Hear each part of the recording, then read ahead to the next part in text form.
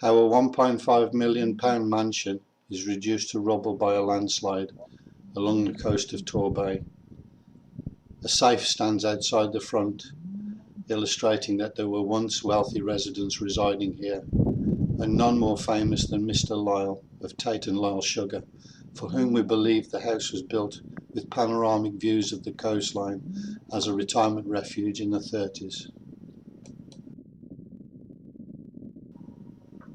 Ridgeway House in Torquay was purchased by retired police officer Sue Diamond, who made a telephone bid at auction of £154,500 for the house high on the cliffs above Oddicombe in February 2010, without viewing it or having a survey done. She must have been delighted to have acquired this stately home for a fraction of its peak value, which would have been around 1.5 mil.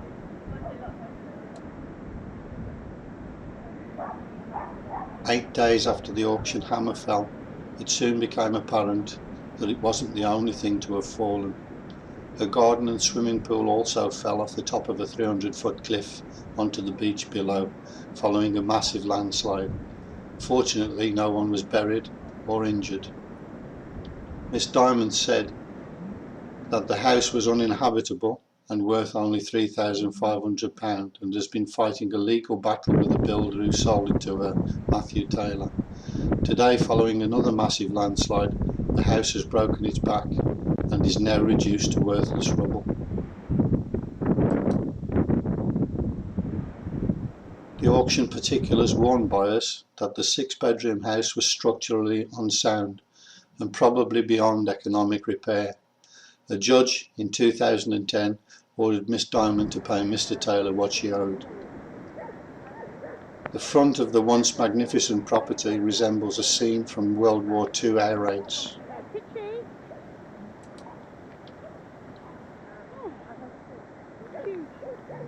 Last week, more than half of the house has already slipped down the cliff, and bottomless crevices have opened up around the rest of Ridgeway House. Through a telephoto lens, we can see the extent of the landslip, where thousands of tons of boulders and soil have formed a slope down to the beach.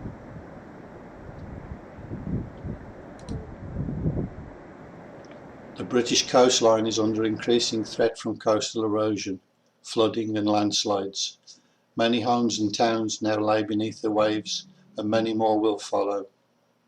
Yet on these slopes we can see the trees have stood fast and held their ground, holding back rubble and soil. In years to come, more vegetation will establish itself on the naturally formed slope, bringing soil stability with their deep-rooted systems, and the transpiring vegetation will wick away some of the excess rainwater. The sheer sandstone cliffs offer little resistance to landslides, and wet weather causes cracks and crevices to open up, which channel water to the base of the cliff and cause slumping metres back from the initial slip. Inevitably, we can expect more land to be lost in the short term, but if trees can be planted on the slope, when it settles, they will help to slow this coastal erosion process down. In Dorset, near Nash Farm, a 300-foot cliff was landscaped to a slope. Drainage was installed and vegetation planted. It has remained stable for the last 26 years, yet the unprotected cliff immediately below Nash Farm has eroded. The heavy rainfall we experienced in 2012 is undoubtedly responsible for the increased landslides we are seeing around the coast, and nature is showing us that gravity is a powerful force which has the potential to deliver devastating consequences when we ignore it. More prestigious houses on the same road are currently up for sale, and the view from the rear shows that they will also face the same fate in years to come. And I sincerely believe that we can help to stabilise these newly formed slopes with trees and vegetation, just as nature would, given enough time. But we don't have time. We need to act now. The Freedom Visionary Trust is sponsoring the Living Bioshield Solution to coastal erosion and flooding.